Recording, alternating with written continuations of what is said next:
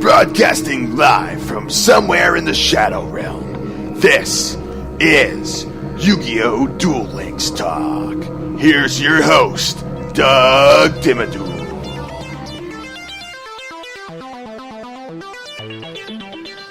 Hey there, welcome to another episode of YuGiOh Duel Links Talk. Today, I want to discuss just a few of the common cards that you're able to get out of the Echoes of Silence box set. This set came out on August 30th, 2017. It's an 80-pack mini box, which means that you should get a lot of what you need, just with probably just a few hundred gems, honestly, if you're looking for certain commons. I'm saying a few hundred, maybe a few thousand. But either way, there's some really good commons throughout this deck, and you get a lot of different support. And for commons, you can't go wrong. So I'm going to start going through these. First, you have Kiryu. It's a level 5 Dragon Union Monster, 2000 attack, 1500 defense. Once per turn during your main phase, if you control this card on the field, you can equip it to your Dark Blade as an equipped spell card, or unequip the Union equipment and special summon this card in face-up attack position. While equipped to a monster by this card's effect, increase the attack and defense of the equipped monster by 900 points, and you contribute this card to allow the equipped monster to attack your opponent's life points directly this turn. One monster can only be equipped with one Union monster at a time. If the equipped monster is destroyed as a result of battle, destroy this card instead. So it's a really good Union support card. Now granted, it is a level 5, so it's a little more difficult to get it out there on the field, but it's not like you can't combo that out with certain cards like Kidmono Dragon or anything like that, because it is still a dragon type monster. So this one could be pretty useful. Next, you got Hydra Viper, level 4 reptile, water, 1800 attack, 400 defense. Each time this card declares an attack, you must tribute one Aqua type monster. This card can attack 3 times during each battle phase. So, it gives you an opportunity to hopefully attack with an 1800 attack monster in more than one occasion, but you still have to have a high cost for tribute. Not necessarily sure the usefulness of this card, but as more cards come out, I'm sure once other Aqua type monsters get destroyed, possibly activate some effects. So, yeah, it just depends. We'll see how that one comes into play. Then you got Ultimate Insect level 3. It's a level 3 insect. Go figure. 1400 attack, 900 defense. If this card was special summoned by the effect of Ultimate Insect level 1, while it remains on the field, all of your opponent's monsters lose 300 attack. During your standby phase, by sending this face-up card to the graveyard, special summon one Ultimate Insect level 5 from your hand or deck. You cannot activate this effect to turn this card as normal summoned, special summoned, or flipped face up.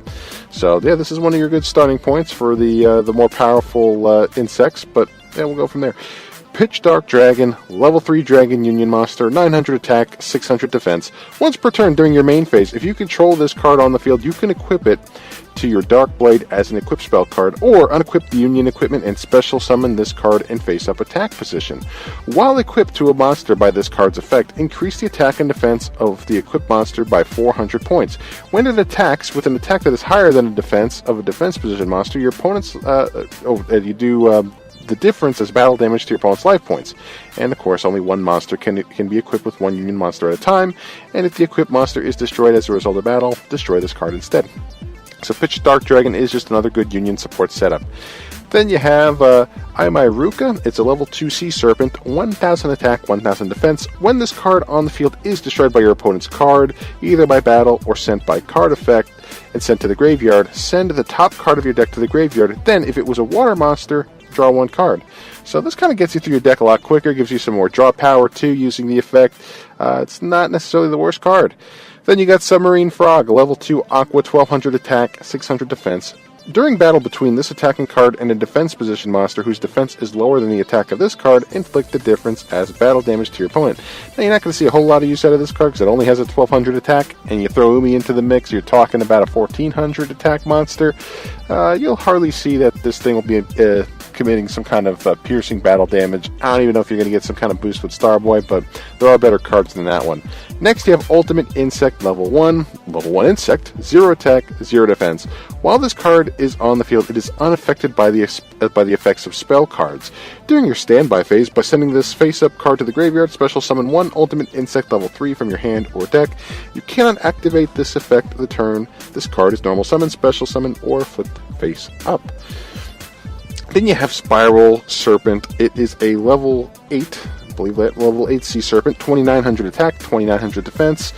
It's just a plain vanilla Sea Serpent, but this one's pretty good because I know it'll combo out with some of the other cards within this box set. You could possibly try and fish it out of the graveyard. I know Slushy is a good card that you can make happen with that. So yeah, just something worth looking into. And for a plain vanilla level 8 monster, yeah, it's pretty strong. I'll take it. Then you got Darkblade, level 4 warrior with 1800 attack, 1500 defense. The power creep continues. It's just a normal, common 1800 attack monster, and it's a warrior, so it's a good fit for at least some of the warrior decks that I've been building. I wouldn't mind throwing that in there.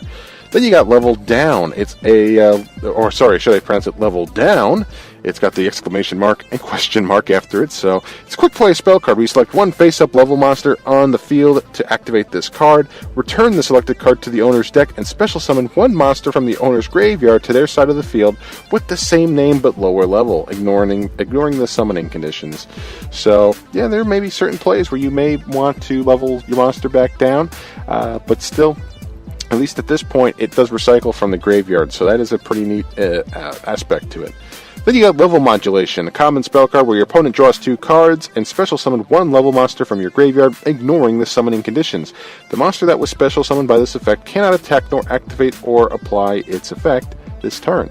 So if for whatever reason you're getting through your deck, maybe it's getting milled a little bit, and say your Silent Magician level 8 ends up in the graveyard, use this Level Modulation, give your opponent 2 cards, but then you're able to special summon it from the graveyard, totally ignoring all summoning conditions, and boom, you got a really strong monster on the field. Although it won't be able to attack or activate its effect that turn, still a really, really good card. Then you have the Graveyard in the 4th dimension. Add 2 level monsters from your graveyard to your deck and shuffle it. So this gives you some good recycling abilities, especially with some of those more powerful level monsters, maybe you only run 1 or 2 copies of in your deck. This at least gives you the option to hopefully search it out again, so it wouldn't be too bad. Then you got Massive Morph. It is a trap card where you target one face-up monster your opponent controls, and its attack and defense become double its current attack and defense, but it cannot attack directly. So this could be useful if you don't have any monsters on your side of the field. Yeah, it gets a big beef, doubling attack and defense, but then can't attack your life points directly. So situationally, that's a very good trap card for being a common. Next we have Graceful Tear. It's a trap card where you add 1 card from your hand to your opponent's hand and then gain 2,000 life points. So if maybe you have a bunch of useless cards in your hand at the time that your opponent possibly has no use for, activate this card, and then eventually you'll be able to get your opponent a copy of that card, and you'll get a nice life point boost out of it. A 2,000 life point boost is nothing to sneeze at, especially running certain types of decks, maybe specifically some kind of 3-star demotion type deck or mausoleum type deck where you're paying life points to summon more powerful monsters. You can go that route. It's definitely a doable play. Then you got Cash Back. It's a counter trap card where when your opponent activates a spell or trap card or monster effect, by paying their life points, negate the activation, and if you do, return it to the deck. So that's actually a pretty good card too, especially if you're going up against a Psychic deck, where I know a lot of the effects cost some kind of life point cost from your opponent. Cashback is a pretty decent card to run in that, and we don't really see too many Psychic decks right now, but I'm assuming down the road, once they start implementing more cards, I'm assuming at some point we may see Cosmos showing up way down the road, and that's a pretty powerful set of Psychic monsters. Cashback is a really, really excellent counter trap to use. Last trap card we have here for the commons is Evil Blast.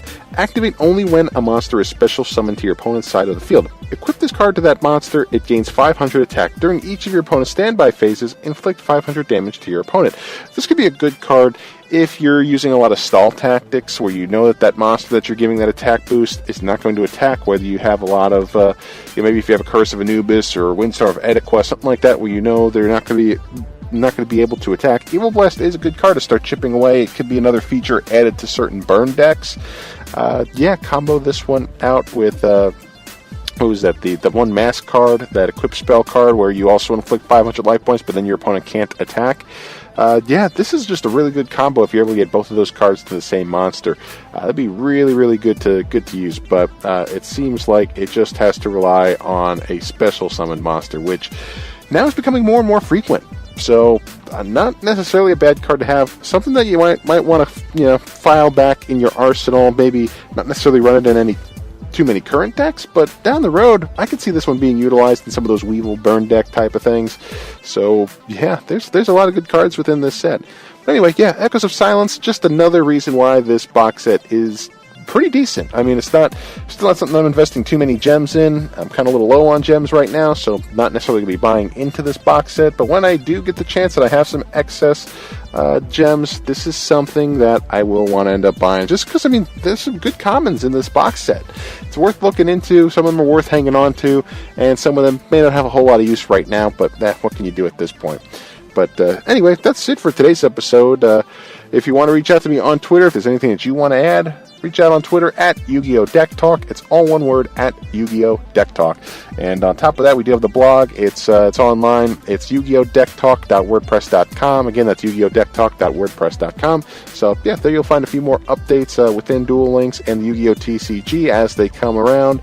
But, yeah, that's pretty much it for today's episode. So, thanks again for tuning in, and we'll see you next time. Take care.